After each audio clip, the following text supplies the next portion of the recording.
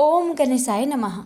प्यारे भक्तगणों, आज मैं आप सभी को चैत्र पूर्णिमा व्रत की 5 कथा सुनाने जा रहे हूँ, जिन्हें श्रद्धापूर्वक पूर्णिमा के दिन श्रवण करने से अनंत सुखों की प्राप्ति होती है और भगवान की कृपा से सभी मनोकामना पूर्ण हो जाती है।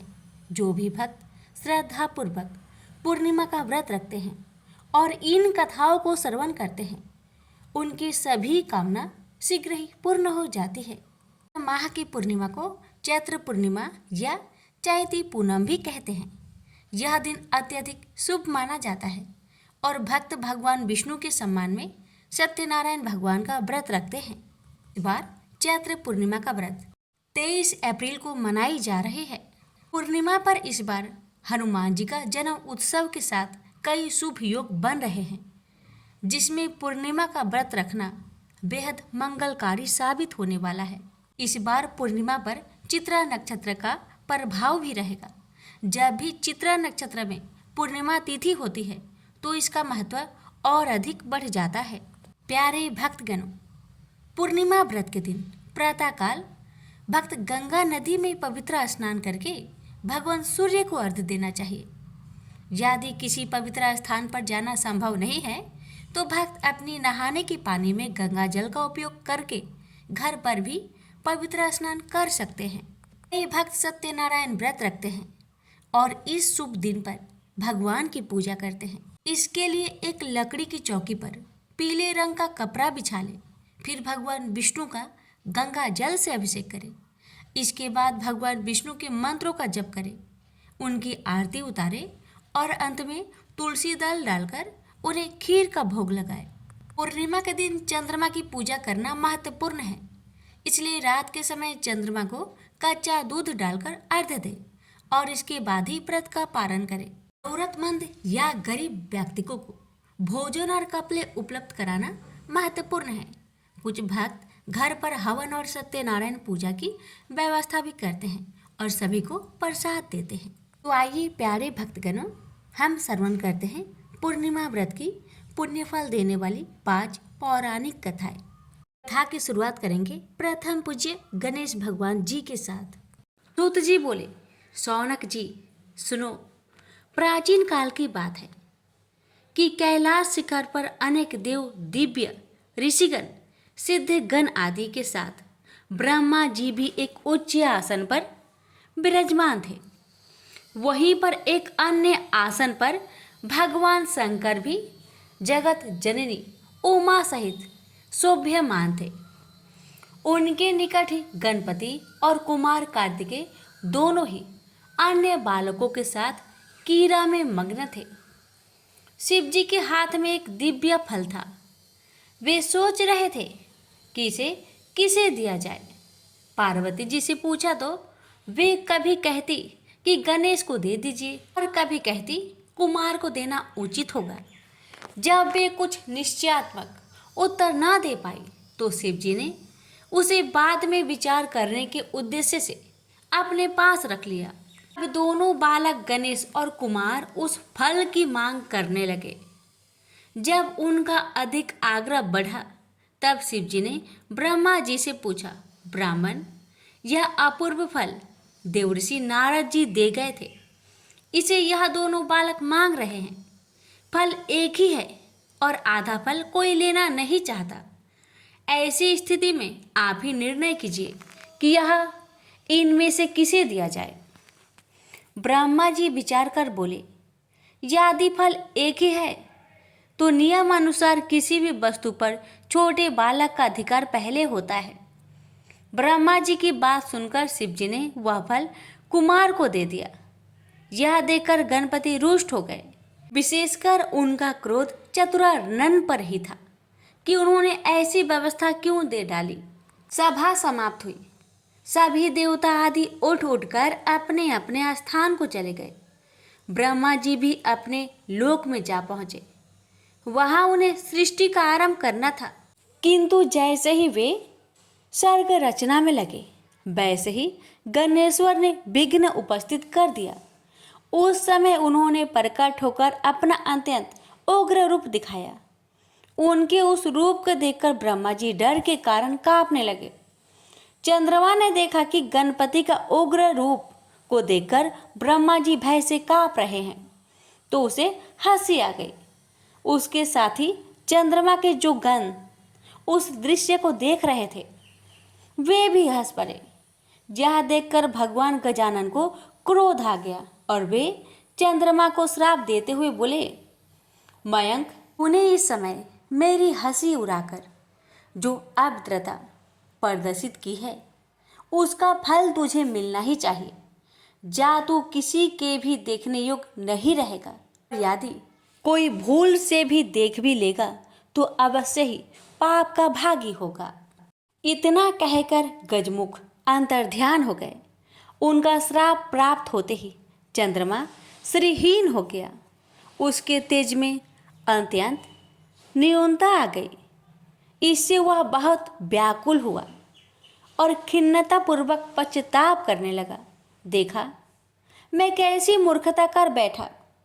उन जगदीश्वर के साथ वे प्रभु तो अनिमादि गुणों से संपन्न संसार के कारण के भी कारण एवं महाप्रभु है। उनके रुष्ट होने से मैं अदर्शनीय एवं कालाहीन हो गया हूँ। अब इससे छुटकारा पाने के लिए क्या करूँ? जब चंद्रमा के समझ में कोई उपाय नहीं आया तो वह तुरंत ही देवराज इंद्र के पास गया, परंतु इंद्र आदि देवता भी उसे नहीं देखना चाहते थे। उन सभी ने अपनी अपनी आंखें झुका ली। तब इंद्र ने भी उसकी ओर न देखते हुए पूछा, अरे चंद्रमा, तुम्हारी यह दशा कैसे हुई? क्या गजकर्ण के श्राप का ही प्रभाव है? यह सब बात स्पष्ट कहो। चंद्रमा बोला, देवराज, आपसे क्या छिपा है? सब कुछ जानते हुए भी अनजान बनकर क्यों पूछ रहे हैं? हे सहस्त्राक्ष, अब शीघ्र ही मेरे श्राप मुक्त होने का यत्न करो, अन्यथा समस्त संसार ही मेरे श्रापित होने से अशुभ फल भोगेगा। इंद्र ने सत्वाना दी और बोले, चलो ब्रह्मा जी से ही इसका उपाय पूछे, क्योंकि उनके समान ज्ञानी और सर्व लोकोपकारी अन्य कोई भी नहीं है। सब देवता उसके साथ ब्रह्मलोक पहुंचे। आगे आगे चंद्रमा और पीछे पीछे इंद्र के नेतृत्व में सब देवगण। ब्रह्मा जी ने जब यह जाना कि चंद्रमा आ रहा है तो पाप लगने के भय से उन्होंने भी दृष्टि नीचे कर ली और बोले, कहो सुदासु, यहाँ किस अभिप्राय से आना हुआ? अरे तुम्हारे पीछे तो देवराज इंद्र और समस्त सुरगण ही आ चले हैं। ब्रह्मा जी के प्रश्न का उत्तर सुरपति ने ही दिया। वे बोले, ब्राह्मण, भगवान गणेश्वर आप पर कोपित हुए थे और श्राप दे बैठे चंद्रमा को, इसलिए अब आप ही इसे छुड़ाने का कुछ उपाय कीजिए। हम सभी देवता इसी प्रयोजन से आपकी सेवा में उपस्थित हुए हैं। चतुरानन ने कुछ विचार कर कहा, हे गणेश्वर प्रभु की शरण लेनी होगी। देवराज, चंद्रमा को आगे करके उन्हीं का पूजन एवं सत्वन करो। ब्रह्मा जी की बात सुनकर भगवान गजानन की पूजन की तैयारी की गई। उनकी प्रतिमा बनवाकर षोडशोपचार पूजन एवं भावना पूर्वक स्रोत कर निवेदन किया गया, प्रभु इस चंद्रमा पर कृपा कीजिए। उस समय यह अज्ञानवश हंस पड़ा था, किंतु अब इसे अपनी मूर्खता का ज्ञान हो गया है।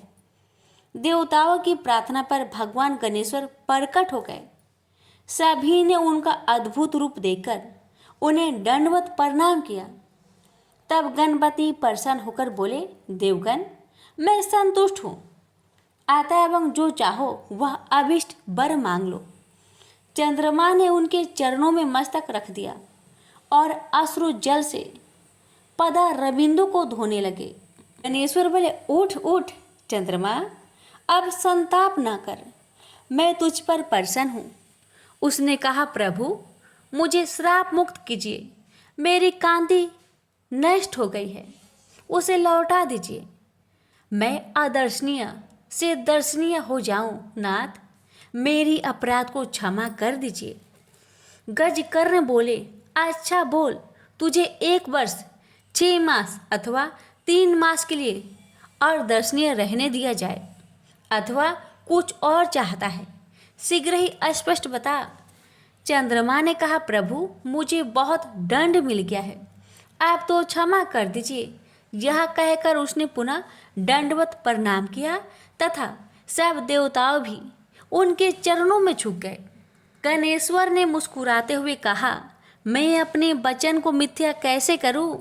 चाहे सूर्य और सेमरू अपना स्थान त्याग दे, समुद्र अपनी मर्यादा छोड़ दे, अथवा अग्नि शीतल हो जाए, किंतु मेरा वचन मिथ्या नहीं हो सकता। फिर भी मैं तुझे वर्ष में एक ही दिन के लिए श्रापित रखूंगा, इसमें कोई संदेह नहीं है। भगवान गणेश के इन कृपापूर्ण वचनों को सुनकर चंद्रमा बहुत प्रसन्न हुए तथा समस्त देवगण भी उनकी जय जयकार करने लगे। चंद्रमा ने पुनः निवेदन किया, प्रभु भविष्य में मुझसे इस प्रकार की मूर्खता ना हो और मेरा चित्त आपके चरण कमलों में लगा रहे, ऐसा वर मुझे प्रदान करे। गणेश्वर ने प्रसन्न होकर कहा, ऐसा ही होगा, परंतु मेरे एकाक्षरी मंत्र गंग का जप करते रहना। यह कहकर भगवान अंतर्ध्यान हो गए और तब समस्त देवता स्वर्ग लोक को गए और चंद्रमा भी अपने लोक में चला गया। चंद्रमा ने 12 वर्ष तक तपस्या चाड़े की और गणेश्वर की एकाक्षरी मंत्र का निरंतर जप करता रहा। पवित्र नदी गंगा के तट पर भक्तिपूर्वक एकाग्र मन से उसका यह तप चलता रहा। तभी सहसा एक दिन वह परम प्रभु चंद्रमा के समक्ष प्रकट हो गए। इस समय उनकी रूप छटा देखकर निशापति अवाक रह गया। उसके चित्त में आश्चर्य मिश्रित भय व्याप्त हो गया, किंतु शीघ्र ही उसे निश्चय हो गया कि वह साक्षात आदिदेव भगवान गजानन ही है। तो वह हाथ जोड़कर प्रणाम करता हुआ उनकी स्तुति करने लगा। मैं उन 2 दांतों से युक्त परमेश्वर को नमस्कार करता हूँ, जो अपने भक्तों के सभी विघ्नों का हरण करते तथा सभी के धर्म, अर्थ और काम को प्रशस्त करते हैं। उन विघ्न विनाशक परमात्मा गजानन को नमस्कार है। हे प्रभु, मैंने अज्ञानतावश जो अपराध किया था उसे क्षमा करके मुझे मेरा पूर्व रूप प्रदान कीजिए। हे नाथ, आप ही मुझे मेरा यह रूप प्रदान कर सकते हैं। हे दया निधान, आप सभी देवताओं के आधीश्वर, नित्य बोध स्वरूप एवं सत्य हैं। समस्त वेद आपके ही स्वरूप है तथा आपके द्वारा ही उनका प्रतिपादन हुआ है। हे देव, यह जगत आपका ही स्वरूप है तथा आप ही साक्षात परम ब्रह्मा है। हे कृपा निधान, विश्व की उत्पत्ति, पालन और प्रलय के भी आप ही एकमात्र कारण हैं। आपका तिरस्कार कोई नहीं कर सकता। भगवान गजकर्ण ने चंद्रमा की ओर कृपापूर्ण दृष्टि से देखा और मधुर मुस्कान बिखेरते हुए बोले, चंद्रमा, यह तो मैं पहले ही कह चुका था कि तुम प्रत्येक वर्ष केवल एक दिन के लिए ही अदर्शनीय रहोगे। उस दिन तुम्हें जो कोई भी जाने अनजाने देख लेगा वही बस अभिशाप का भागी बनेगा। इस प्रकार तुम्हारी निष्ठेयता को ऐसे ही लोग बांट लेंगे। कृष्णा पक्ष की चतुर्थी में जो व्रत किया जाए उसमें तुम्हारा उदय पर व्रत करने वाले लोग यदि मेरी और तुम्हारी यत्नपूर्वक पूजा करेंगे तो ही उस व्रत का फल प्राप्त होगा।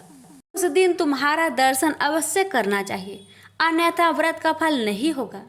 चंद्रदेव, तुम अब भविष्य में अपने एक अंश से मेरी मस्तक में विराजमान हो जाओ। इससे मुझे तो प्रसन्नता होगी ही, तुम्हारी भी शोभा होगी। प्रत्येक मास के शुक्ला पक्ष की तृतीया में तुम्हारा दर्शन का बड़ा महत्व रहेगा तथा उस दिन अधिकांश स्त्री पुरुष तुम्हारे दर्शन का पुण्य लाभ प्राप्त करते हुए तुम्हें नमस्कार क्या करेंगे। मैं वर देता हूँ कि अब तुम पूर्वतः तेजस्वी, सुंदर एवं वंदनीय हो जाओ। शौनक इस प्रकार वर देकर भगवान गजानन अंतर ध्यान हो गए। प्रेम से बोलिए गणेश भगवान की जय। स्वर्णी मुनि की पुत्री तुलसी अपूर्व सुंदर थी। उसकी इच्छा थी कि उनका विवाह भगवान नारायण के साथ हो। इसके लिए उन्होंने नारायण पर्वत की घाटी में स्थित बद्रीवन में घोर तपस्या की। दीर्घ काल तक तपस्या के उपरांत ब्रह्मा जी ने प्रसन्न होकर दर्शन दिए और वर मांगने को कहा। तब तुलसी जी ने कहा, हे सृष्टि के कर्ता ब्रह्मदेव, आप तो अंतर्यामी हैं, आपसे क्या छुपा है। सबकी मन की बात आप जानते हैं। फिर भी मैं अपनी इच्छा आपको बताती हूँ। मैं चाहती हूँ कि भगवान श्री हरि मुझे पति रूप में मिले। तुलसी की बातें सुन ब्रह्मदेव ने कहा, तुम्हारा अभीष्ट तुम्हें अवश्य मिलेगा। आपने पूर्व जन्म में किसी अपराध के कारण तुम्हें श्राप मिला है। इसी प्रकार भगवान श्री नारायण के एक पार्षद को भी दानव कुल में जन्म लेने का श्राप मिला है। दानव कुल में जन्म लेने के बाद भी उसमें नारायण का अंश विद्यमान रहेगा। इसलिए इस जन्म में पूर्व जन्म के पाप के शमन के लिए संपूर्ण नारायण तो नहीं, नारायण के अंश से युक्त दानव कुल में जन्मे उस श्रापग्रस्त पार्षद से तुम्हारा विवाह होगा। श्राप मुक्त होने पर भगवान श्री नारायण सदा सर्वदा के लिए तुम्हारे पति हो जाएंगे। तुलसी ने ब्रह्मा जी के इस वर को स्वीकार किया, क्योंकि मानव कुल में जन्म के कारण उसे मायावी भोग तो भोगना ही था। तुलसी बद्री वन में रहने लगी। नारायण का वह पार्षद दानव कुल में शंखचूड़ के नाम से पैदा हुआ था। कुछ दिनों के बाद वह भ्रमण करता हुआ बद्री वन में आया, जहाँ तुलसी रहा करती थी। वहाँ तुलसी को देखते ही उस पर मुग्ध हो गया। तुलसी के सामने उसने अपने साथ विवाह करने का प्रस्ताव रखा। इतने में ही वहाँ ब्रह्मा जी भी आ गए और उन्होंने तुलसी से कहा, तुलसी, शंखचूड़ को देखो, कैसा देवोपम इसका स्वरूप है। दानव कुल में जन्म लेने के बाद भी लगता है जैसे इसके शरीर में नारायण का वास हो। तुम प्रस्ताव को स्वीकार कर लो। तुलसी को भी लगा कि उसकी तपस्या पूर्ण हुई है, उसे इच्छित फल मिला है। शंखचूड़ के साथ उसका गंधर्व विवाह हो गया और वह शंखचूड़ के साथ उसके महल में पत्नी बनकर आ गई। शंखचूड़ ने अपनी परम सुंदरी सती सावधि पत्नी तुलसी के साथ बहुत दिनों तक राज्य किया। उसने अपने राज्य का इतना विस्तार किया कि देवलोक तक उसके अधिकार में आ गया। स्वर्ग का सुख भोगने वाले देवताओं की दशा भिखारियों की जैसी हो गई। शंखचूड़ किसी को भी कष्ट नहीं देता था, पर अधिकार और राज्य छीन जाने से सारे देवता मिलकर ब्रह्मा, विष्णु और शिव की सभा में गए तथा अपनी विपत्ति सुनाई।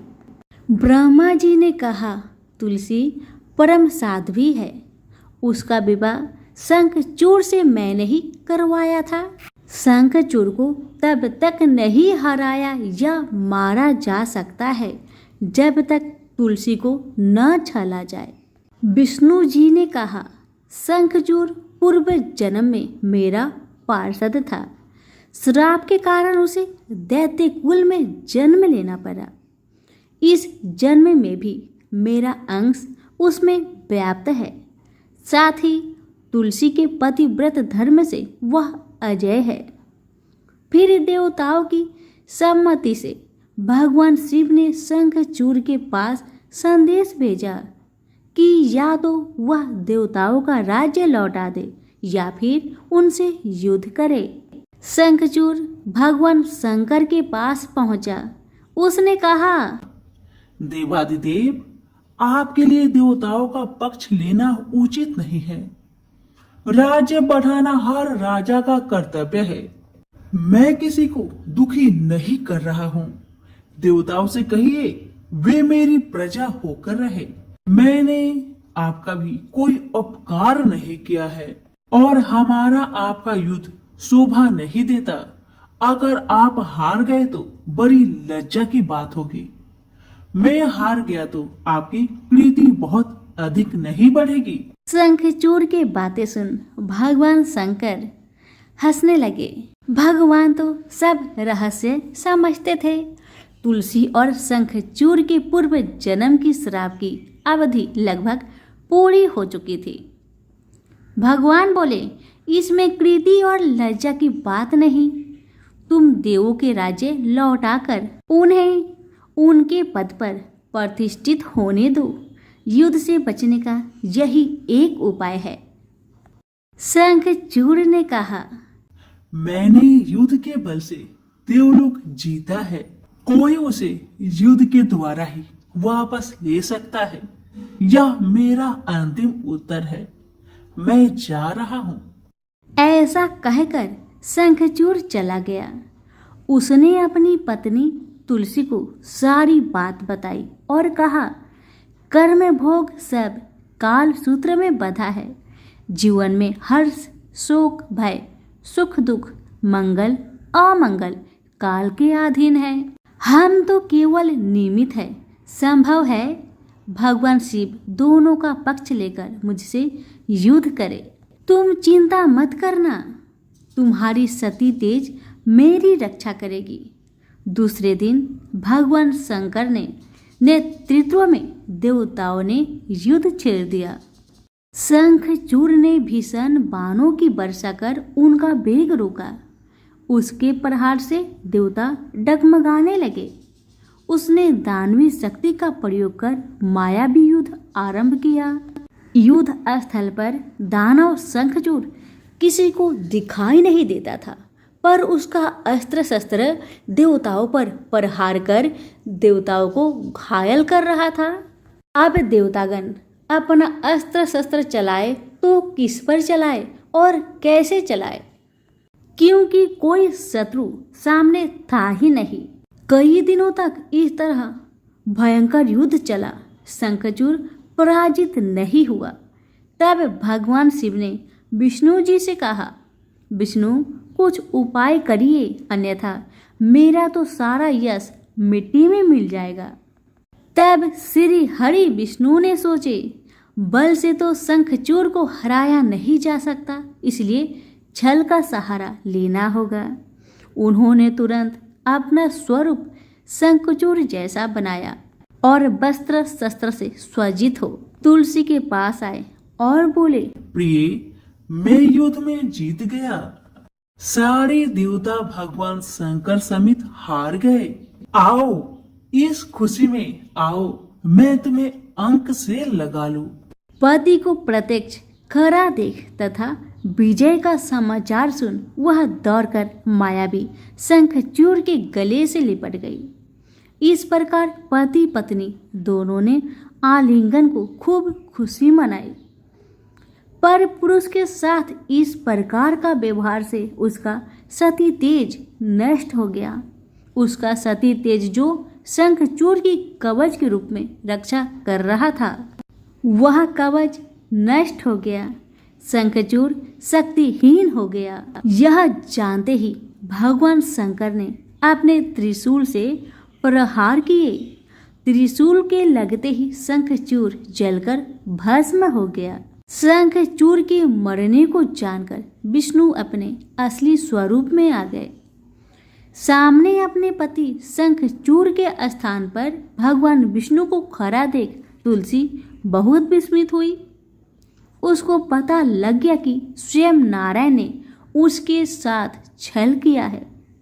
क्रोध में आकर उसने श्राप दिया, एक सती स्त्री का अस्तित्व भंग करने के अपराध में तुम हृदयहीन पत्थर हो जाओ। विष्णु ने तुलसी के श्राप को सिरोधार्य कर कहा, देवी तुम्हारा तथा शंखचूड़ के कल्याण के लिए मुझे ऐसा करना पड़ा। तुम दोनों को श्राप मुक्त करना था। तुम भी अब शरीर त्याग कर तुलसी बिरुवा के रूप में जन्म लोगी और मेरी पूजा तुलसी दल से होगी। मैं सालग्राम पत्थर बनूंगा। मेरे शीश पर तुम आदर से विराजमान होगी। तुम्हारे पति की हड्डियों के चूर्ण से शंख की उत्पत्ति होगी। उस शंख ध्वनि से देवताओं तथा मेरी पूजा आराधना होगी। जहाँ शंख ध्वनि होगी वहाँ मंगलमय में मैं विराजमान रहूंगा। तुमने पूर्व जन्म में बद्री वन में मुझे पाने के लिए बड़ी तपस्या की थी। अब अगले जन्म में मैं नारायण पर अस्तर के रूप में बद्रीनाथ वन में स्थापित हो जाऊंगा और मेरी पूजा अर्चना फल फूल से न होकर तुम्हारी तुलसी दल से होगी। मेरे शीश पर विराजमान होकर तुम मुझसे भी ऊंचा पद प्राप्त करोगी। प्रेम से बोले तुलसी माता की जय हो, शालिग्राम जी की जय हो, विष्णु भगवान की जय हो। पौराणिक कथा के अनुसार एक समय की बात है कि भगवान विष्णु का विवाह माता लक्ष्मी जी के साथ निश्चित हुआ। विवाह की सभी तैयारी होने लगी। सभी देवी देवताओं को निमंत्रण भेजे गए, लेकिन भूलवश गणेश जी को निमंत्रण देना रह गया था। इधर भगवान विष्णु की बारात जाने का समय आ चुका था। सभी देवता अपनी पत्नियों के साथ विवाह समारोह में शामिल होने को आए, परंतु सभी देवी देवताओं ने देखा कि गणेश जी कहीं दिखाई नहीं दे रहे हैं। तब उन सभी ने आपस में चर्चा की, क्या गणेश जी को नहीं न्योता दिया गया या गणेश जी ही नहीं आए हैं। सभी को इस बात पर बहुत आश्चर्य हुआ। इस बात पर उन सभी ने विष्णु भगवान से ही इसका कारण पूछा। विष्णु भगवान से पूछने पर उन्होंने कहा कि हमने गणेश जी के पिता भोलेनाथ, महादेव और माता पार्वती को न्योता भेजा था। यदि गणेश जी अपने पिता के साथ आना चाहते तो आ जाते। अलग से उन्हें न्योता देने की कोई आवश्यकता भी नहीं थी। दूसरी बात यह है, उनको खाने में 1.25 मन मूंग, 1.25 मन चावल, 1.25 मन घी और 1.25 मन लड्डू का भोजन चाहिए। यदि गणेश जी नहीं आएंगे तो कोई बात नहीं, दूसरे के घर जाकर इतना सारा खाना पीना अच्छा भी नहीं लगता। इतना वार्ता कर ही रहे थे कि किसी एक ने सुझाव दिया, यदि गणेश जी आते तो उनको द्वारपाल बनाकर बैठा सकते थे कि आप घर की याद रखना। आप तो चूहे पर बैठकर धीरे धीरे चलोगे तो बारात में बहुत पीछे रह जाओगे। यह सुझाव सबको पसंद आ गया, तो फिर विष्णु भगवान ने भी अपनी सहमति दे दी। तब गणेश जी को निमंत्रण देकर आमंत्रित किया और उनको समझा बुझाकर घर की रखवाली करने को बैठा दिया गया। बारात चल दी। तब नारद जी ने देखा कि गणेश जी तो दरवाजे पर ही बैठे हुए हैं, तो वे गणेश जी के पास गए और रुकने का कारण पूछा। गणेश जी कहने लगे कि विष्णु भगवान ने मेरा बहुत अपमान किया है। नारद जी ने कहा कि आप अपनी मूषक सेना आगे भेज दो तो वह रास्ता खोद देगी, जिससे उनके वाहन धरती में धंस जाएंगे। तब आपको सम्मान पूर्वक बुलाना पड़ेगा। अब तो गणेश जी ने अपनी मूषक सेना को आदेश दिया, जाओ, और सेना ने जमीन पोली कर दी। जब बारात वहां से निकली तो रथों के पहिए धरती में धंसने लगी। लाख कोशिश की परंतु पहिए नहीं निकले। सभी ने अपने अपने उपाय किए परंतु पहिए तो नहीं निकले, बल्कि जगह जगह से टूटने लगे। किसी को समझ में नहीं आ रहा था कि अब क्या किया जाए। तब तो नारद जी ने आकर कहा, आप लोगों ने गणेश जी का अपमान किया, जिस कारण यह विघ्न आ रहे हैं। यदि उन्हें मनाकर लाया जाए तो आपका कार्य सिद्ध हो सकता है और यह संकट टल सकता है। शंकर भगवान ने अपने दूत नंदी को भेजा और वे गणेश जी को लेकर आए। गणेश जी का आदर सम्मान के साथ पूजन किया गया। फिर रथ के पहिए निकलने लगे और यह संकट टल गया। अब रथ के पहिए निकल तो गए, परंतु वे टूट फूट गए थे, तो उन्हें सुधारे कौन? पास के खेत में एक खाती काम कर रहा था। उसे बुलाया गया। खाती अपना कार्य करने से पहले श्री गणेशाय नमः कहकर गणेश जी की वंदना मन ही मन करने लगा। देखते ही देखते खाती ने सभी पहियों को ठीक कर दिया। तब खाती कहने लगा कि हे देवताओं, आपने सर्वप्रथम गणेश जी को नहीं मनाया होगा और न ही उनकी पूजन की होगी, इसलिए तो आपके साथ यह संकट आया है।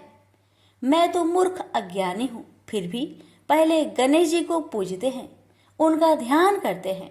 आप लोग तो देवगण हैं, फिर भी आप गणेश जी को कैसे भूल गए? अब आप लोग भगवान श्री गणेश जी की जय बोलकर जाए तो आपके सब काम बन जाएंगे और कोई संकट भी नहीं आएगा। ऐसा कहते हुए बारात वहां से चल दी और विष्णु भगवान का लक्ष्मी जी के साथ विवाह संपन्न करा के सभी सकुशल घर लौट आए। हे गणेश जी महाराज, आपने विष्णु को जैसा कार्य सरियो ऐसा कार्य सबको सिद्ध करिजो। बोलिए गजानन भगवान की जय। द्वापर युग में एक समय की बात है कि यशोदा जी ने श्री कृष्ण से कहा, हे कृष्ण, तुम सारे संसार के उत्पन्न करता, पोषण तथा उनके संहार करता हो। आज कोई ऐसा व्रत मुझसे कहो जिसके करने से मृत्यु लोक में स्त्रियों को विधवा होने का भय ना रहे तथा यह व्रत सभी मनुष्य की मनोकामनाएं पूर्ण करने वाला हो। श्री कृष्ण कहने लगे, हे माता, तुमने अति सुंदर प्रश्न किया है। मैं तुमसे ऐसे ही व्रत को सविस्तार कहता हूँ। सौभाग्य की प्राप्ति के लिए स्त्रियों को 32 पूर्णमासियों का व्रत करना चाहिए। इस व्रत के करने से स्त्रियों को सौभाग्य संपत्ति मिलती है। यह व्रत अचल सौभाग्य देने वाला एवं भगवान शिव के प्रति मनुष्य पात्र की भक्ति को बढ़ाने वाला है। यशोदा जी कहने लगी, हे कृष्ण, सर्वप्रथम इस व्रत को मृत्युलोक में किसने किया था? इसके विषय में विस्तार पूर्वक मुझसे कहो।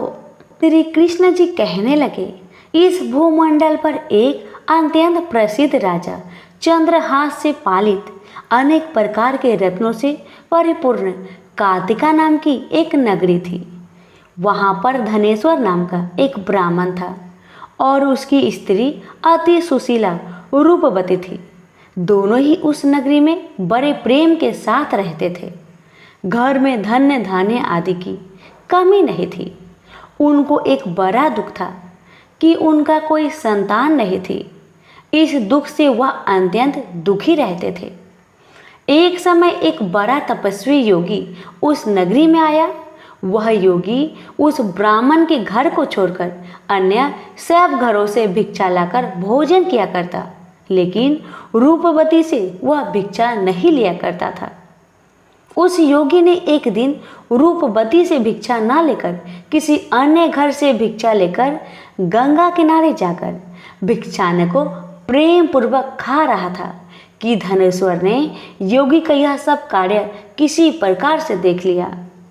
अपनी भिक्षा के अनादर से दुखी होकर धनेश्वर योगी से बोला, महात्मन, आप सब घरों से भिक्षा लेते हैं, हमने देखा है, परंतु आप मेरे घर से भिक्षा कभी नहीं लेते, इसका क्या कारण है? योगी ने कहा, निसंतान के घर की भीख पतितों के अन्न के तुल्य होती है और जो पतितों का अन्न खाता है वह भी पतित हो जाता है। चूंकि तुम निसंतान हो, अतः पतित हो जाने के भय से मैं तुम्हारे घर से भिक्षा नहीं लेता हूँ। धनेश्वर यह बात सुनकर अपने मन में बहुत दुखी हुआ और हाथ जोड़कर योगी के पैर पर गिर पड़ा तथा अंतर्भाव से कहने लगा, हे महाराज, यदि ऐसा है तो आप मुझको पुत्र प्राप्ति का कुछ उपाय बतलाइए। आप सर्वज्ञ हैं, मुझ पर अवश्य ही यह कृपा कीजिए। धन की मेरे घर में कोई कमी नहीं, परंतु मैं पुत्र न होने के कारण बहुत दुखी रहता हूँ। आप मेरे इस दुख का हरण करें आप सामर्थ्यवान हैं। यह सुनकर योगी कहने लगे, हे ब्राह्मण, तुम चंडी माता की आराधना करो। घर आकर उसने अपने स्त्री से सब वृत्तांत कहा और स्वयं तप के लिए निमित्त वन में चला गया। वन में जाकर उसने चंडी माता की उपासना की। चंडी माता ने 16वें दिन उसको सपने में दर्शन दिया और कहा, हे धनेश्वर, जा तेरा पुत्र होगा, परंतु वह 16 वर्ष की आयु में ही मृत्यु को प्राप्त हो जाएगा। यदि तुम दोनों स्त्री पुरुष 32 पूर्णमासियों का व्रत विधि पूर्वक करोगे तो वह दीर्घायु होगा। जितनी तुम्हारी सामर्थ्य हो आटे के दिए बनाकर शिव जी का पूजन करना, परंतु पूर्णमासी को 32 जो जाने चाहिए। प्रातःकाल होने पर इस स्थान के समीप ही तुम्हें एक आम का वृक्ष दिखाई देगा। उस पर तुम चढ़कर एक फल तोड़कर शीघ्र अपने घर को चले जाना। अपनी स्त्री से सब वृत्तांत कहना। ऋतु स्नान के पश्चात वह स्वच्छ होकर श्री शंकर जी का ध्यान करके उस फल को खा लेगी। तब शंकर भगवान की कृपा से उसको गर्भ ठहर जाएगा। जब वह ब्राह्मण प्रातःकाल उठा तो उसने उस स्थान पर देखा कि एक आम का वृक्ष था, जिस पर एक अत्यंत सुंदर आम का फल लगा हुआ था। उस ब्राह्मण ने उस आम के वृक्ष पर चढ़कर उस फल को तोड़ने का बहुत कोशिश किया, परंतु वृक्ष पर कई बार प्रयत्न करने के बाद भी वह चढ़ नहीं पाया। तब तो उस ब्राह्मण को बहुत चिंता हुई और उसने विघ्न विनाशक श्री गणेश जी की वंदना करने लगा। हे दयानिधे, अपने भक्तों के विघ्नों का नाश करके उनके मंगल कार्य को करने वाले, दुष्टों का नाश करने वाले, रिद्धि सिद्धि को देने वाले, आप मुझ पर कृपा करके इतना बल दे कि मैं अपने मनोरथ को पूर्ण कर सकूं। इस प्रकार गणेश जी की प्रार्थना करने पर उनकी कृपा से धनेश्वर पेड़ पर चढ़ गया और उसने एक अति सुंदर आम का फल देखा। उसने विचार किया कि जो वरदान से फल मिला था वह यही है और कोई फल दिखाई भी तो नहीं देता। उस धनेश्वर ब्राह्मण ने जल्दी से उस फल को तोड़कर अपनी स्त्री को लाकर दिया और उसकी स्त्री ने अपने पति के कथन अनुसार उस फल को खा लिया और वह गर्भवती हो गई। देवी जी की असीम कृपा से उसे एक अत्यंत सुंदर पुत्र उत्पन्न हुआ, जिसका नाम उन्होंने देवीदास रखा। माता पिता की हर्ष और शोक के साथ वह बालक शुक्ल पक्ष की चंद्रमा की भांति अपने पिता के घर में बढ़ने लगा। भगवान की कृपा से वह बालक बहुत ही सुंदर, सुशील, विद्या बढ़ने में बहुत ही निपुण हो गया। दुर्गा जी की आज्ञा अनुसार उसकी माता ने 32 पूर्णमासी का व्रत रखना आरंभ कर दिया, इससे उसका पुत्र बड़ी आयु वाला हो जाए। 16वां वर्ष लगते ही देवीदास के माता पिता को बड़ी चिंता हो गई कि कहीं उनके पुत्र की इस वर्ष मृत्यु ना हो जाए। इसलिए उन्होंने अपने मन में विचार किया कि यदि यह दुर्घटना उनके सामने हो गई तो वह कैसे सहन कर सकेंगे। अस्तु उन्होंने देवीदास के मामा को बुलाया और कहा कि हमारी इच्छा है कि देवीदास 1 वर्ष तक काशी में जाकर विद्या चयन करे और उसको अकेला भी नहीं छोड़ना चाहिए, इसलिए साथ में तुम चले जाओ और 1 वर्ष के पश्चात इसको वापस लौटा लाना। सब प्रबंध करके उसके माता पिता ने काशी जाने के लिए देवीदास को एक घोड़े पर बैठाकर उसके मामा को उसके साथ कर दिया, किंतु यह बात उसके मामा या किसी और को नहीं कहा। धनेश्वर ने सपत्नीक अपने पुत्र की मंगल कामना तथा दीर्घ आयु के लिए भगवती दुर्गा की आराधना और पूर्णमासियों का व्रत करना आरंभ कर दिया। इस प्रकार बराबर 32 पूर्णमासी का व्रत पूरा किया। कुछ समय पश्चात एक दिन वह दोनों मामा और भांजा मार्ग में रात्रि बिताने के लिए किसी ग्राम में ठहरे हुए थे। उस दिन उस गांव में एक ब्राह्मण की अत्यंत सुंदरी, सुशीला, विदुषी और गुणवती कन्या का विवाह होने वाला था। जिस धर्मशाला के अंदर वर और उसकी बारात ठहरी हुई थी उसी धर्मशाला में देवीदास और उसके मामा भी ठहरे हुए थे। संयोगवश कन्या को तेल आदि चढ़ाकर मंडप आदि का कृत्य किया गया तो लगन के समय वर को धनुर्वात हो गया। अस्तु वर के पिता ने अपने कुटुंबियों से परामर्श करके निश्चय किया कि यह देवीदास मेरे पुत्र जैसा ही सुंदर है, मैं इसके साथ ही लगन करा दूं और बाद में विवाह के अन्य कार्य मेरे लड़के के साथ हो जाएगी। ऐसा सोचकर देवीदास के मामा से जाकर बोला कि तुम थोड़ी देर के लिए अपने भांजे को हमें दे दो, जिससे विवाह के लग्न का सब कृत्य सुचारू रूप से हो सके। तब उसका मामा कहने लगा कि जो कुछ भी मधुर पर्क आदि कन्यादान के समय वर को मिले वह सब हमें दिया जाए तो मेरा भांजा इस बारात का दूल्हा बन जाएगा। यह बात वर के पिता ने स्वीकार कर लेने पर उसने अपना भांजा वर बनने को भेज दिया और उसके साथ सब विवाह कार्य रात्रि में विधि पूर्वक संपन्न हो गया। पत्नी के साथ वह भोजन न कर सका और अपने मन में सोचने लगा कि ना जाने यह किसी स्त्री होगी। वह एकांत में इसी सोच में गहरा निश्वास छोड़ने लगा। तब उसकी आंखों में आंसू भी आ गए। तब वधू ने पूछा कि क्या बात है, आप इतने उदास व दुखी क्यों रह रहे हो। तब उसने सब बातें जो वर के पिता व उसके मामा में हुई थी उसको बता दिया। कन्या कहने लगी कि यह ब्रह्म विवाह के विपरीत हो कैसे सकता है। देव, ब्राह्मण और अग्नि के सामने मैंने आपको ही अपना पति बनाया है, इसलिए आप ही मेरे पति हैं। मैं आपकी ही पत्नी रहूंगी, किसी अन्य की कदापि नहीं। तब देवीदास ने कहा, ऐसा मत करिए, क्योंकि मेरी आयु बहुत थोड़ी है। मेरे पश्चात आपकी क्या गति होगी, इन बातों को अच्छी तरह विचार लो। परंतु वह ढींढ विचार वाली थी। बोली कि जो आपकी गति होगी वह मेरी गति होगी। हे स्वामी, आप उठिए और भोजन करिए, आप निश्चय ही भूखे होंगे। इसके बाद देवीदास और उसकी पत्नी दोनों ने भोजन किया तथा शेष रात्रि वो सोते रहे।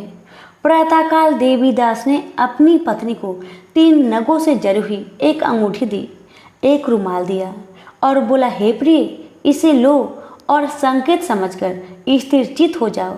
मेरा मरण और जीवन जानने के लिए एक पुष्प वाटिका बना लो, उसमें सुगंधित वाली एक नवमल्लिका लगा लो। उसको प्रतिदिन जल से सींचा करो और आनंद के साथ खेलो कूदो तथा उत्सव मनाओ। जिस समय और जिस दिन मेरा प्रांत होगा ये फूल सूख जाएंगे और जब ये फिर हरे हो जाए तो जान लेना कि मैं जीवित हूँ। यह बात निश्चय करके समझ लेना, इसमें कोई संशय नहीं है। ये समझाकर वह चला गया। प्रातःकाल होते ही वहाँ पर गाजे बाजे बजने लगे।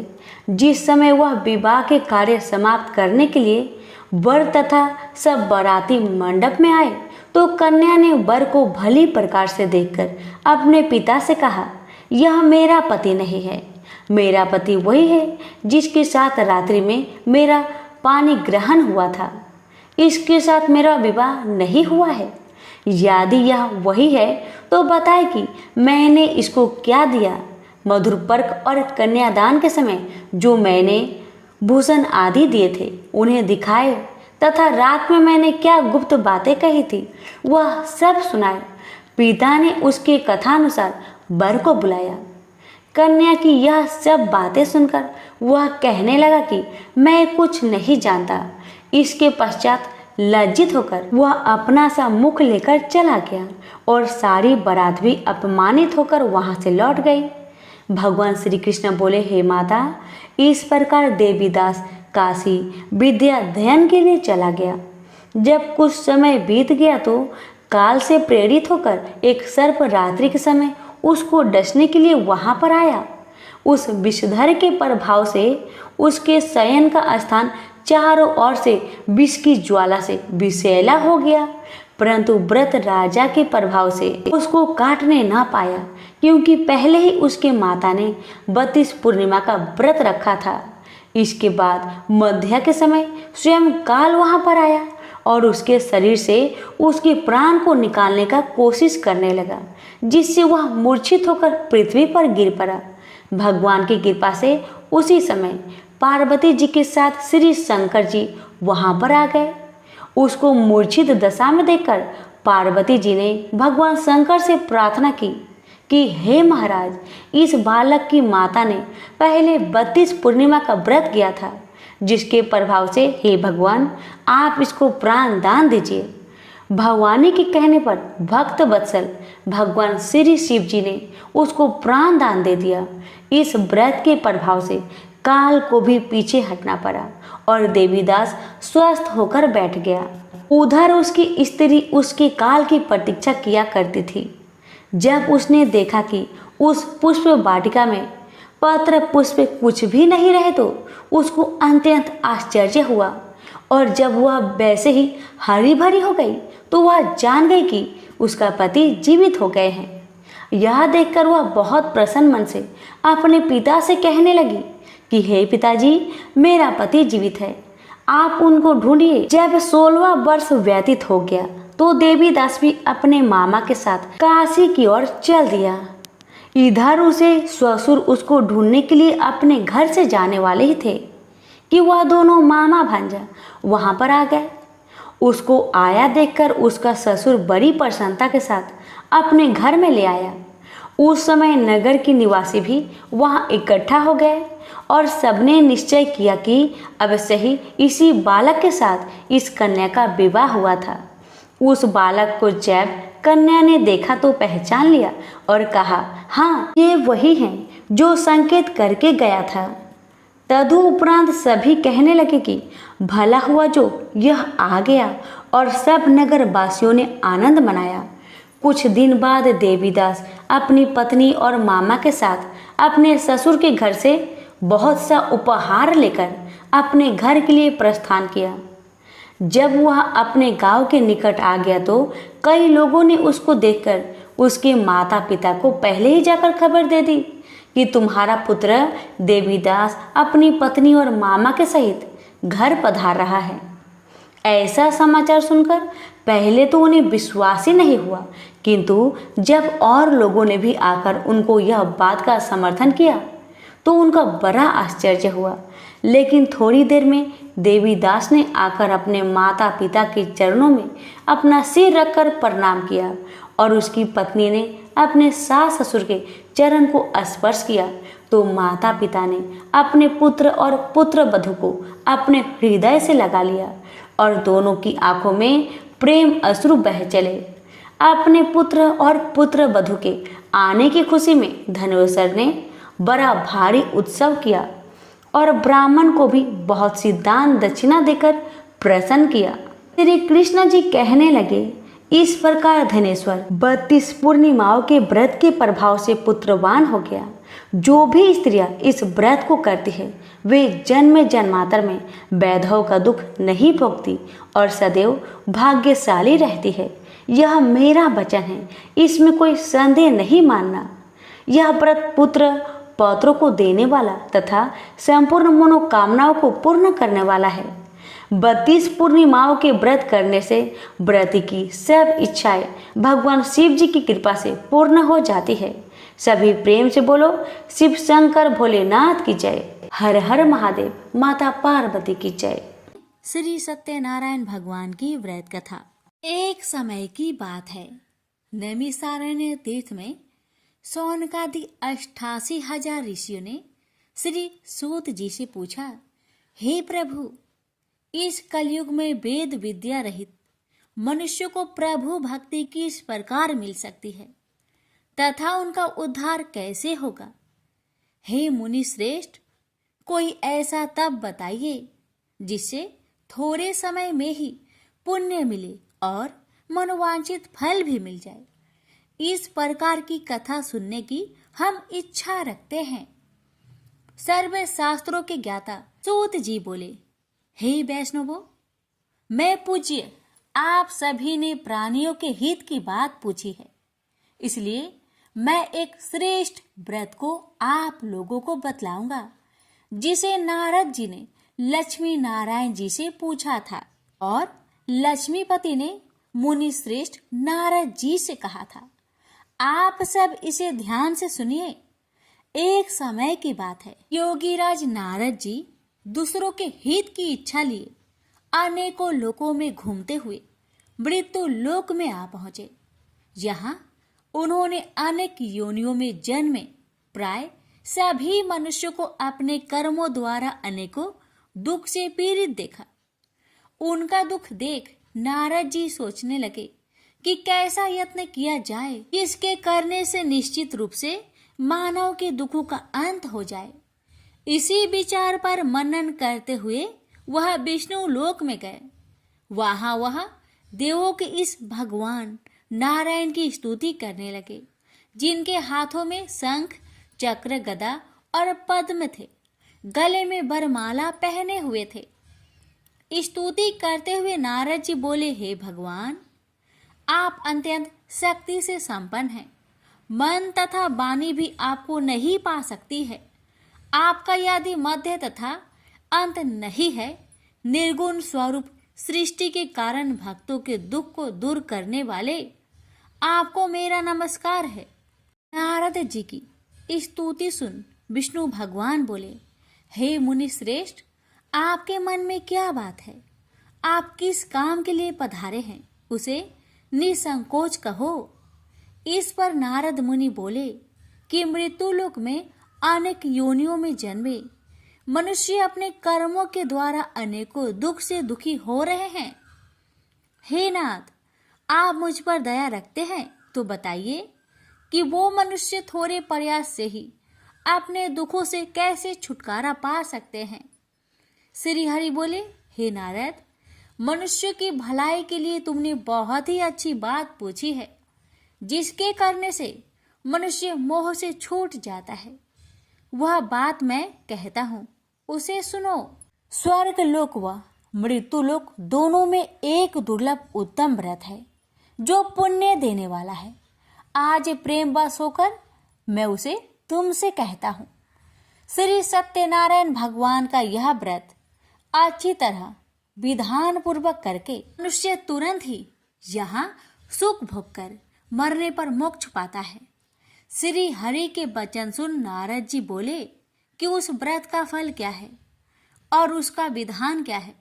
यह व्रत किसने किया था, इस व्रत को किस दिन करना चाहिए, सभी कुछ विस्तार से बताए। नारद की बात सुनकर श्री हरि बोले, दुख व शोक को दूर करने वाला यह व्रत सभी स्थानों पर विजय दिलाने वाला है। मानव को भक्ति व श्रद्धा के साथ शाम को श्री सत्यनारायण की पूजा धर्म परायण होकर ब्राह्मणों व बंधुओं के साथ करनी चाहिए। भक्ति भाव से ही नैवेद्य केले का फल, घी, दूध और गेहूं का आटा सवाया ले। गेहूं के स्थान पर साठी का आटा, शक्कर तथा गुड़ लेकर वह सभी भक्षण योग्य पदार्थों को मिलाकर भगवान का भोग लगाए। ब्राह्मणों सहित बंधु बांधवों को भी भोजन कराए। उसके बाद स्वयं भोजन करे और भजन कीर्तन के साथ भगवान की भक्ति में लीन हो जाए। इस तरह से सत्यनारायण भगवान का यह व्रत करने पर मनुष्य की सारी इच्छाएं निश्चित रूप से ही पूरी होती है। इस कली काल अर्थात कलयुग में मृत्यु लोक में मोक्ष का यही एक सरल उपाय है। इति श्री सत्यनारायण व्रत कथा प्रथम अध्याय संपूर्ण। श्रीमन नारायण नारायण नारायण, भज मन नारायण नारायण नारायण। श्री सत्यनारायण भगवान की जय। सूत जी बोले, हे ऋषियों, जिसने पहले समय में इस व्रत को किया था उसका इतिहास कहता हूँ, ध्यान से सुनो। सुंदर काशीपुरी नगरी में एक अत्यंत निर्धन ब्राह्मण रहता था। भूख प्यास से परेशान हुआ धरती पर घूमता रहता था।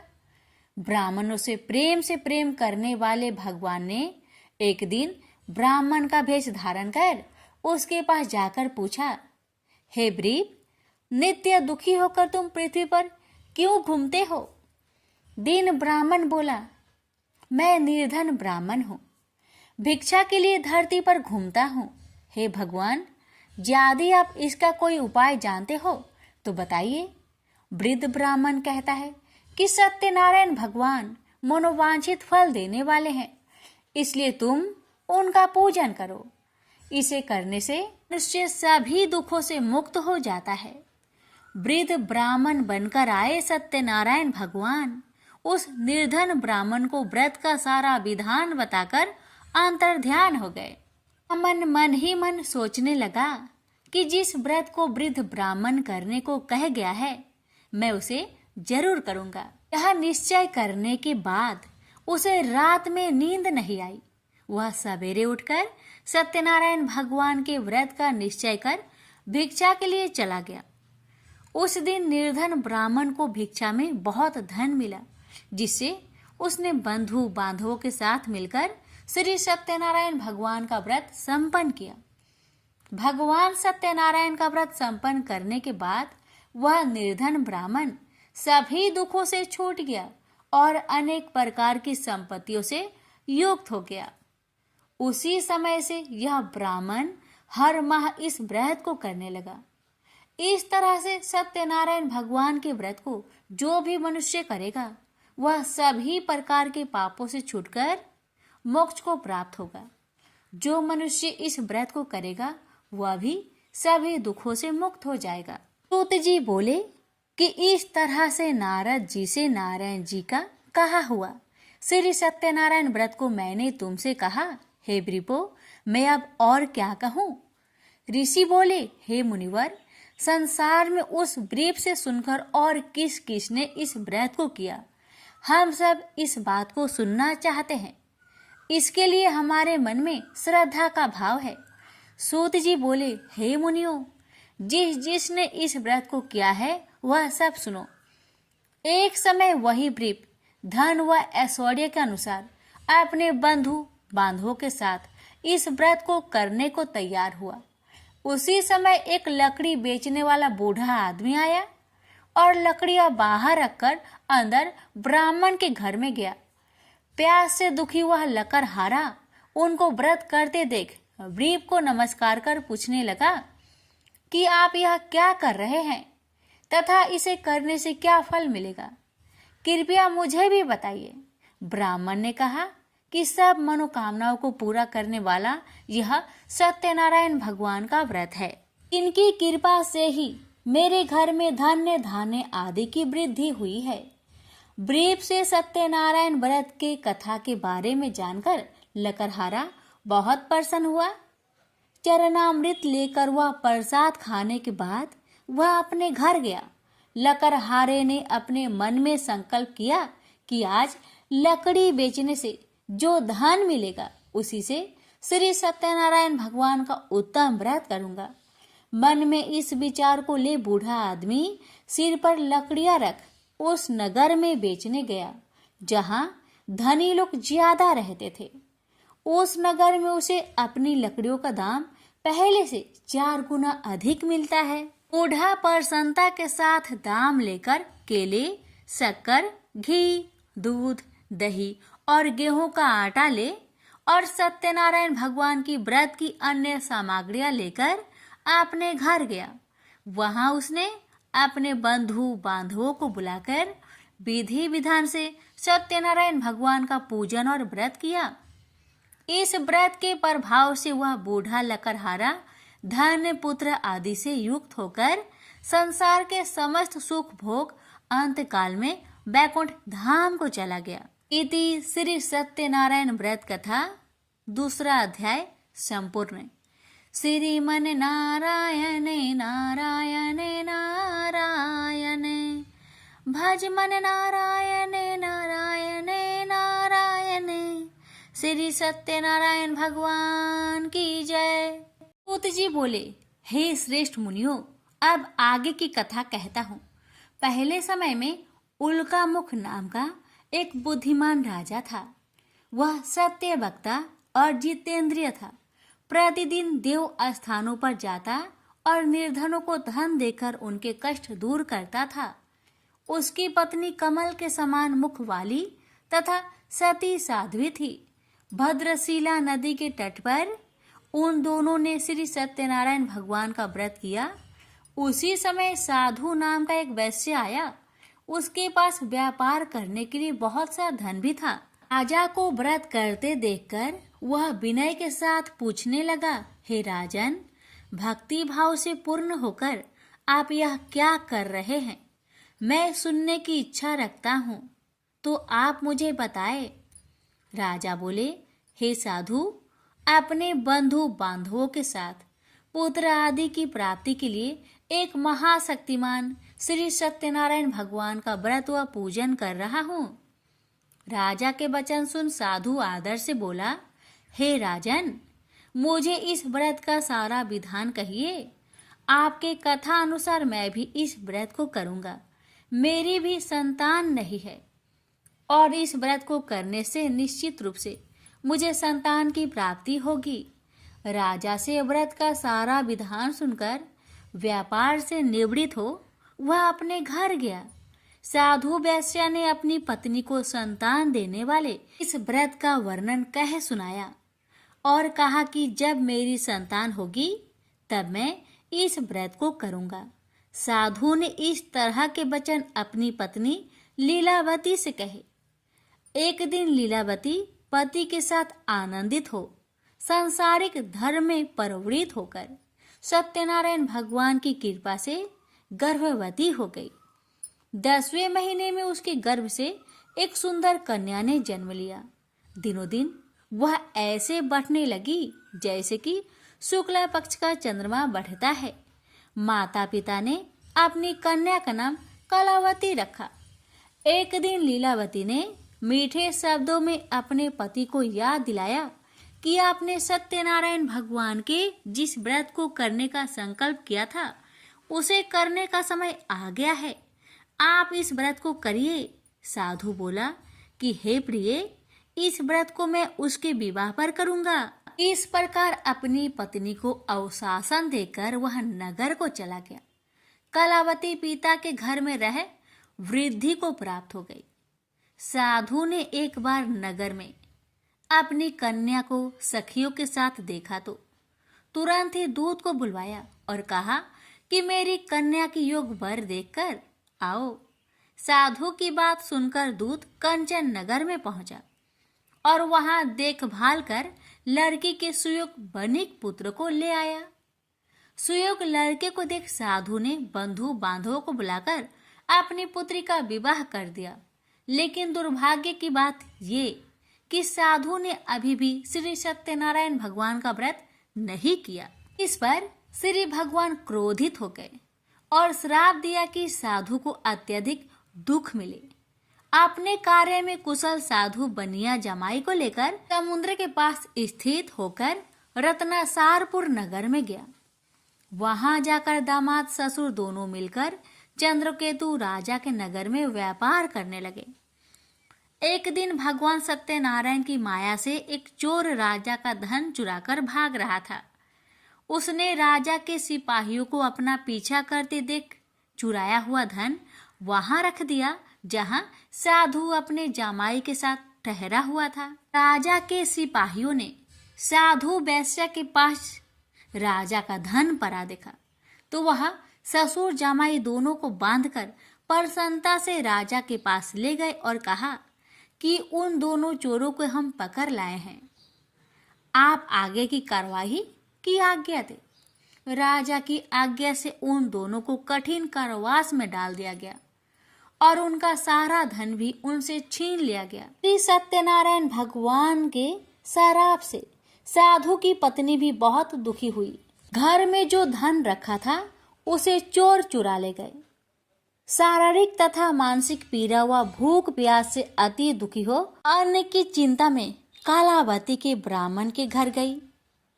वहां उसने श्री सत्यनारायण भगवान का व्रत होते देखा।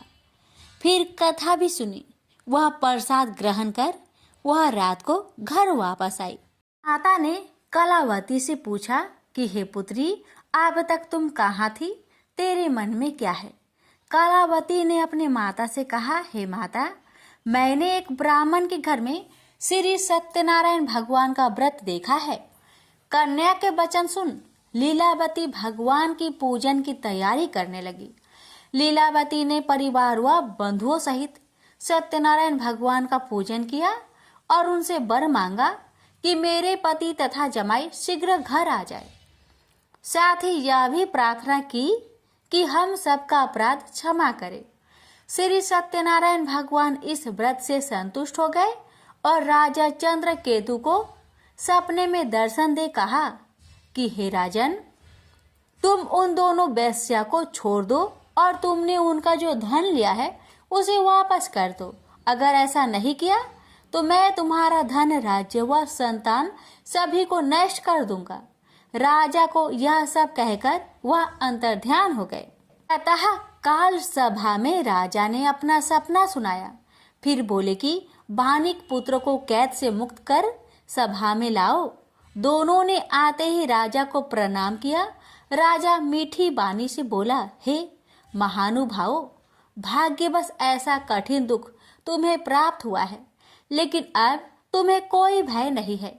ऐसा कह राजा ने उन दोनों को नए वस्त्र भूषण भी पहनाए और जितना धन उनका लिया था उससे 2 गुना धन वापस कर दिया। दोनों वेश्या अपने घर को चल दिए। श्री सत्यनारायण व्रत कथा का 3रा अध्याय संपूर्ण। श्रीमन नारायण नारायण नारायण, भज मन नारायण नारायण नारायण। श्री सत्यनारायण भगवान की जय।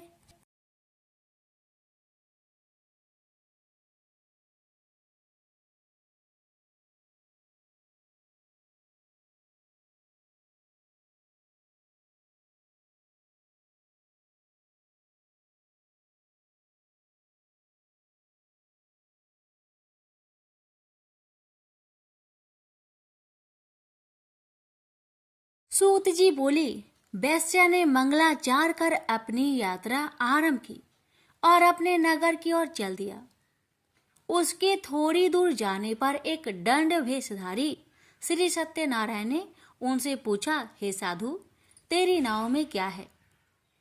अभिमानी बानिक हंसता हुआ बोला, हे दंडी, आप क्यों पूछते हो? क्या धन लेने की इच्छा है? मेरी नाव में तो बेल व पत्ते भरे हुए हैं। वैश्या के कठोर वचन सुन भगवान बोले, तुम्हारा वचन सत्य हो। दंडी ऐसे वचन कहे वहां से दूर चले गए। कुछ दूर जाकर समुद्र के किनारे बैठ गए। दंडी के जाने के बाद साधु वैश्या ने नित्य क्रिया के पश्चात नाव को ऊंची उठते देखकर अचंभा माना और नाव में बेल पत्ते आदि देख वह मूर्छित हो जमीन पर गिर पड़ा। मूर्छा खोलने पर वह अत्यंत शोक में डूब गया। तब उसका दामाद बोला कि आप शोक ना मनाए, यह दंडी का श्राप है, इसलिए हमें उनकी शरण में जाना चाहिए, तभी हमारी मनोकामना पूरी होगी। दामाद की बात सुनकर वह दंडी के पास पहुंचा और अत्यंत भक्ति भाव नमस्कार करके बोला, मैंने आपसे जो असत्य वचन कहे थे उनके लिए मुझे क्षमा दे। ऐसा कह कहकर महान शोकातुर हो रोने लगा। दंडी भगवान बोले, हे बानिक पुत्र, मेरी आज्ञा से बार बार तुम्हें दुख प्राप्त हुआ है, तू मेरी पूजा से विमुख हुआ। साधु बोला, हे भगवान, आपकी माया से ब्रह्मा आदि देवता भी आपके रूप को नहीं जानते, तब मैं अज्ञानी कैसे जान सकता हूँ? आप प्रसन्न होइए, अब मैं सामर्थ्य के अनुसार आपकी पूजा करूंगा। मेरी रक्षा करो और पहले के समान नौका में धन भर दो। साधु वैश्य के भक्ति पूर्वक वचन सुनकर भगवान प्रसन्न हो गए और उसकी इच्छा अनुसार वरदान देकर अंतर्ध्यान हो गए। ससुर जमाई जब नाव पर आए तो नाव धन से भरी हुई थी। फिर वही अपने अन्य साथियों के साथ सत्यनारायण भगवान का पूजन कर अपने नगर को चल दिए। जब नगर के नजदीक पहुंचे तो दूत को घर पर खबर करने के लिए भेज दिया। दूत साधु की पत्नी को प्रणाम कर कहता है कि मालिक अपने दामाद सहित नगर के निकट आ गए हैं।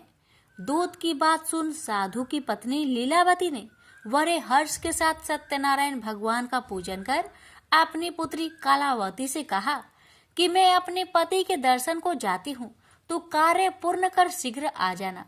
माता के ऐसे वचन सुन कलावती जल्दी में प्रसाद छोड़ अपने पति के पास चली गई। प्रसाद की अवज्ञा के कारण श्री सत्यनारायण भगवान रुष्ट हो गए और नाव सहित उसके पति को पानी में डुबो दिए। कलावती अपने पति को वहां ना पाकर रोती हुई जमीन पर गिर गई। नौका को डूबा हुआ देख वह कन्या को रोता देख साधु दुखी होकर बोला कि हे प्रभु, मुझसे तथा मेरे परिवार से जो भूल हुई है उसे क्षमा करे। साधु के दीन वचन सुनकर श्री सत्यनारायण भगवान प्रसन्न हो गए और आकाशवाणी हुई, हे साधु, तेरी कन्या मेरे प्रसाद को छोड़कर आई है, इसलिए उसका पति अदृश्य हो गया है। यदि वह घर जाकर प्रसाद खाकर लौटती है तो इसे उसका पति अवश्य मिलेगा। ऐसी आकाशवाणी सुन कलावती घर पहुंचकर प्रसाद खाती है और फिर आकर अपने पति के दर्शन करती है। उसके बाद साधु अपने बंधु बांधवों सहित श्री सत्यनारायण भगवान का विधि विधान से पूजन करता है। इस लोक का सुख भोग वह अंत में स्वर्ग जाता है। इति श्री सत्यनारायण व्रत कथा चतुर्थ अध्याय संपूर्ण। श्रीमन नारायणे नारायणे नारायणे भज मन नारायणे नारायणे नारायण। श्री सत्यनारायण भगवान की जय। श्री सूत जी बोले, हे ऋषियों, मैं और भी एक कथा सुनाता हूँ, उसे भी ध्यान पूर्वक सुनो। प्रजा पालन में लीन तुंगध्वज नाम का एक राजा था। उसने भी भगवान का प्रसाद त्याग कर बहुत ही दुख प्राप्त किया। एक बार वन में जाकर वन्य पशुओं को मारकर वह बर के पेड़ के नीचे आया। वहां उसने ग्वालों को भक्ति भाव से अपने बंधुओं सहित सत्यनारायण भगवान का पूजन करते देखा। अभिमानवश राजा ने उन्हें देखकर भी पूजा स्थान में नहीं गया, ना ही उसने भगवान को नमस्कार किया। ग्वालों ने राजा को प्रसाद दिया, लेकिन उसने वह प्रसाद नहीं खाया और प्रसाद को वहीं छोड़कर वह अपने नगर को चला गया। जब वह नगर में पहुंचा तो वहां सब कुछ तहस नहस हुआ पाया, तो वह शीघ्र ही समझ गया कि यह सब भगवान ने ही किया है।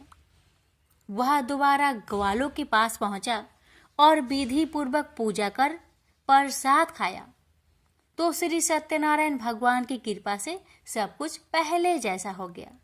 दीर्घ काल तक सुख भोगने के बाद मरोना उपरांत उसे स्वर्ग लोक की प्राप्ति हुई। तो मनुष्य परम दुर्लभ इस व्रत को करेगा तो भगवान सत्यनारायण की अनुकंपा से उसे धन्य धान्य की प्राप्ति होगी। निर्धन धनी हो जाता है और भय मुक्त हो जीवन जीता है। संतानहीन मनुष्य को संतान सुख मिलता है और सारे मनोरथ पूर्ण होने पर मानव अंत काल में वैकुंठ धाम को जाता है। सूत जी बोले, जिन्होंने पहले इस व्रत को किया है, अब उनके दूसरे जन्म की कथा कहता हूँ। वृद्ध संतानंद ब्राह्मण ने सुदामा का जन्म लेकर मोक्ष की प्राप्ति की। लकरहारे ने अगले जन्म में निषाद बनकर मोक्ष प्राप्त किया। उल्कामुख नाम का राजा दशरथ होकर वैकुंठ को गए। साधु नाम के वैश्य ने मोरध्वज बनकर अपने पुत्र को आरे से चीरकर मोक्ष पाया। महाराज तुंगध्वज ने स्वयंभू होकर भगवान में भक्ति युक्त हो कर्म कर मोक्ष पाया। श्री सत्यनारायण व्रत कथा का पंचम अध्याय संपूर्ण हुआ। श्रीमन नारायण नारायण नारायण भज मन नारायण नारायण नारायण। श्री सत्यनारायण भगवान की जय। श्रवण करे श्री सत्यनारायण भगवान की आरती। जय लक्ष्मी रमना स्वामी, जय लक्ष्मी रमना, सत्यनारायण स्वामी जनपात के हरना। ओम जय लक्ष्मी रमना स्वामी, जय लक्ष्मी रमना। रत्न जरित सिंहासन अद्भुत छवि राजे, नारद करत नीराजन घंटा ध्वनि बाजे। ओम जय लक्ष्मी रमना स्वामी, जय लक्ष्मी रमना। प्रकट भय काली कारण द्विज को दर्श दियो, बूढ़ा ब्राह्मण बनकर कंचन महल कियो। ओम जय लक्ष्मी रमना स्वामी, जय लक्ष्मी रमना।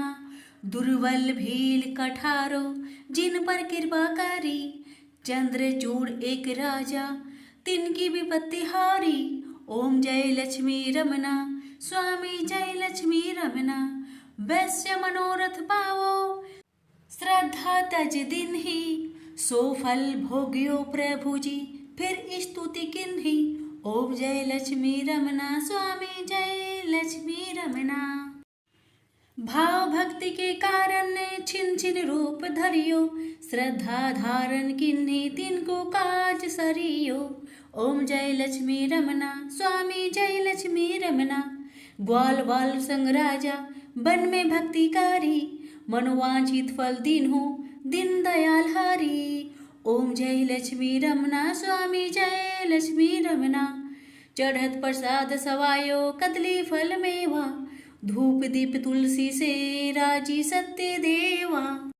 ओम जय लक्ष्मी रमना स्वामी जय लक्ष्मी रमना, श्री सत्यनारायण जी की आरती जो कोई नर गावे, रिद्धि सिद्धि सुख संपत्ति सहज रूपे पावे। जय लक्ष्मी रमना स्वामी जय लक्ष्मी रमना, सत्यनारायण स्वामी जनपातक हरना। प्रेम से बोलिए श्री सत्यनारायण भगवान की जय।